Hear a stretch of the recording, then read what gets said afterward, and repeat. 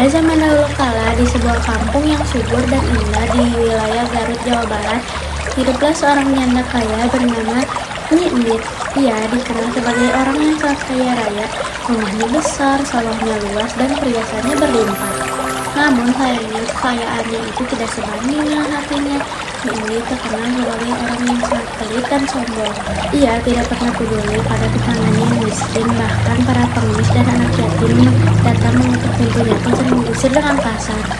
Pergi kalian, aku bukan takut minta, kalau makan kerja sana, jangan malas.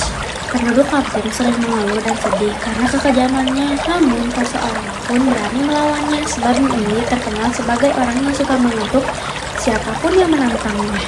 Banyak yang percaya dia punya ilmu gaib. Suatu hari datanglah kakek tua rengkap ke desa itu. Bajunya lusuh, tubuhnya kurus, dan wajahnya penuh keriput. Ia berjalan pelan sambil membawa tongkat. Maaf Nyi, bisakah kau memberiku seteguk air dan sedikit nasi? Aku sangat lapar dan haus. Nyi Endit yang sedang duduk santai di teras rumah langsung bangkit dengan marah. Dasar pengemis tua, pergi kau dari sini, jangan mengotori halamanku. Kakek itu tetap berdiri dengan lemas. Ia lalu menancapkan tongkat kayunya ke dalam tanah dan dengan suara tegas namun pelan, wahai manusia yang tamak, kelak hartamu akan binasa. Tempatmu ini akan tenggelam karena kesombonganmu sendiri. Setelah berkata demikian, kakek itu berjalan menjauh.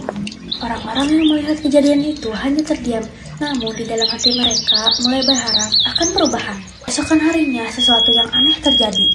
Tongkat yang ditancapkan oleh kakek itu ternyata masih tertancap di tanah. Namun dari dasar tongkat itu muncul air kecil yang mengalir. Awalnya seperti mata air biasa, namun lama-kelamaan air itu makin membesar, mengalir deras dan tak bisa dihentikan. Air memanjiri halaman rumah Nyi Endit, lalu sawah-sawah, lalu jalan kampung. Kata warga, airnya makin membesar, cepat lari, ini banjir. Semua orang panik dan berlari menyelamatkan diri ke bukit yang tinggi. Namun Nyi Endit tidak sempat melarikan diri. Ia sibuk menyelamatkan harta bendanya, emas, perhiasan, dan kain-kain mahal. Semuanya ia bungkus dan panggul.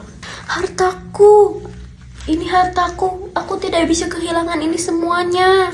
Namun sayangnya, air datang begitu cepat. Nyi Endit tersapu air banjir dan ia pun ikut tenggelam dengan kekayaan. Tak lama kemudian, air itu meluap membentuk danau yang sangat luas. Danau itu sangat dalam dan tak pernah kering.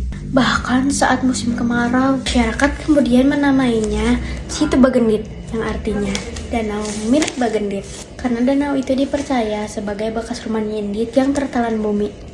Banyak orang bilang pada malam tertentu terdengar suara tangisan dan gemerincik perhiasan dari dasar danau itu.